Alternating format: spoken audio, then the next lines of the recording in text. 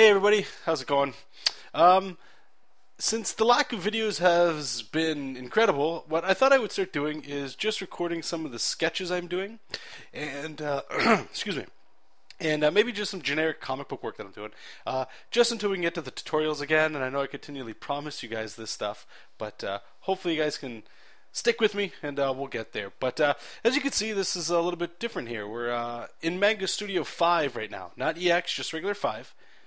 And the reason for this is a few things. I forget the cat's name, but I was looking around on YouTube and I found another guy, and I'll make a link for his channel in the description as well. Definitely check him out. And what he was doing was digital pencils, and I've been looking to do digital pencils for a very long time. Many reasons, which we'll talk about here, but what he was showing me was using the pencil in, I believe he was using Manga Studio 4, and then some of the videos he was using Manga Studio 5. And you guys might remember when I started talking about Manga Studio 5, the pencil was actually something that was really slick. I just liked the way it looked, and you know, it's very close to looking like, you know, as if it was real pencils and stuff, which is you know, big time promising. But what this guy was doing was he would pencil his roughs or thumbnails in Manga Studio, and then he would ink over top of them. And you know, I don't know why, but this is just kind of like a mind-blowing part for me.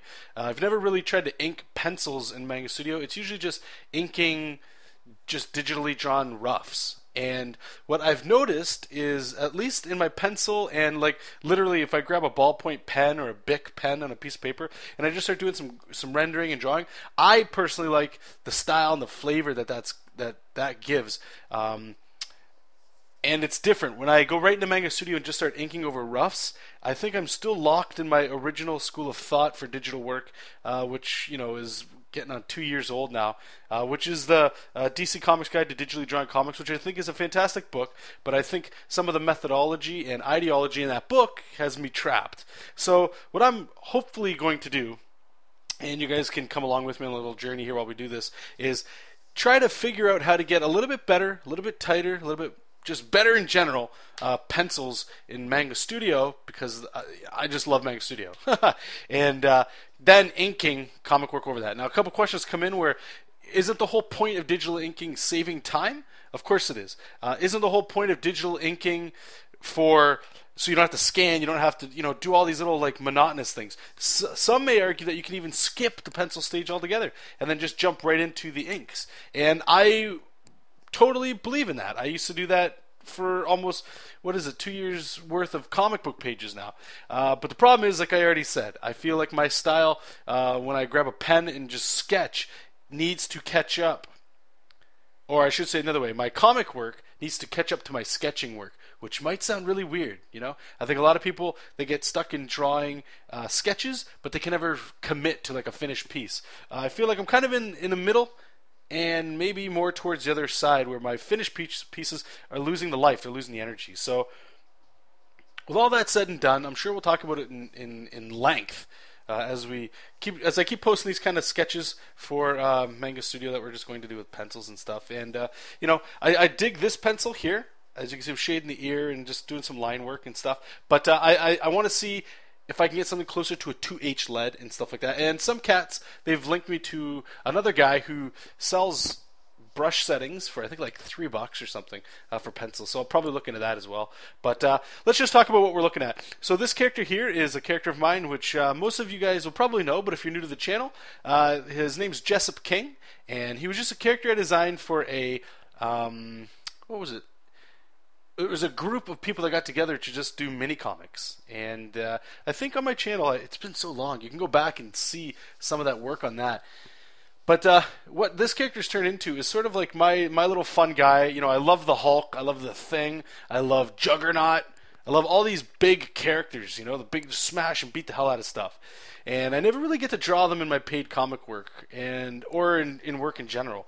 So, you know, just being able to draw what you want sometimes and come with your own characters is kind of fun. His design is actually very simple, but the mustache is what sells it, and, you know, some other stuff like that. But if you guys actually, if you want, the site is so primitive and not even awesome sauce yet, but jessupking.com.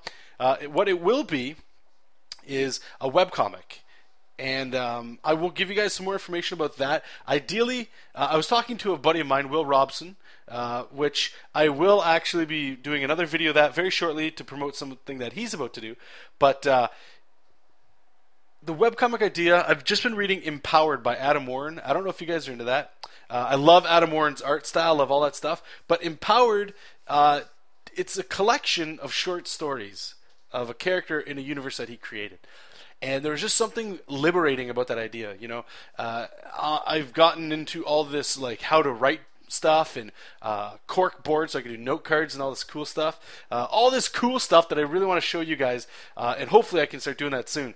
But it just started to get like constraining. Like I was like, oh god, I can't do this stuff. You know what I mean? I got to come up with a cool story and all that stuff. You guys have seen with the Ninja Turtle pitch that we still have to get through. That's kind of on a hiatus, and that didn't even really get to the script stage just yet. We'll get there. We'll get there. However, with the short story method, it's kind of like I feel like I can do whatever I want. If I wanted to just do a 2-page gag, or if I wanted to do a 12-page epic in 12 pages, or if I wanted to just have a 26-page space fight. Awesome. The cool thing about science fiction is you can go into the fantasy realm very easily. You know, this character here, he could crash a spaceship in Mordor, you know, and there's a bunch of elves and guys fighting. He can travel another dimension into a super technological future. That's what's so cool about this stuff. And with this character, he's going to let me do that. And the other thing too is I've come up with so many other characters, so many other designs, but it's just like I've never had an outlet to actually make them. So that's what this will be here. Again, I'll give you guys more information on that once it actually starts rolling out, because I don't want to over-deliver on that stuff. But getting back to like the actual practical Manga Studio stuff here. So as you can see right away, like just hatching, rendering, my rendering on his neck muscles is a little different than how I would normally ink. And what I like about this is it's still rough, you know, it's still dirty, it's still quickish in a way. And you know, that is the one benefit of working digital. But the other thing is, what I plan on doing is the next video that I'll release is I'm just going to ink over top of this, just so we can see. You know, I figure if I'm going to experiment with this stuff, may as well record it and share it with you guys. So if you guys have any comments or questions, or if you guys are trying to find out more stuff too, you know, we can all help each other out and all that cool stuff. So here, just playing with some texture work, beating up his costume a little bit like that. And the video is about to wrap up, but really quickly I wanted to touch on that little arrow that I drew at the top left. You can still see it there. And what I've been doing lately is with anything I draw, whether it's a panel or a pinup, I try to put a little dot somewhere so I can keep reminding myself that's where the light source is. You know, just to help keep it together. But anyway, it looks like the video is about to wrap up. So thank you guys so much for your time. Keep reading comics, keep making comics, and we'll talk soon. Bye.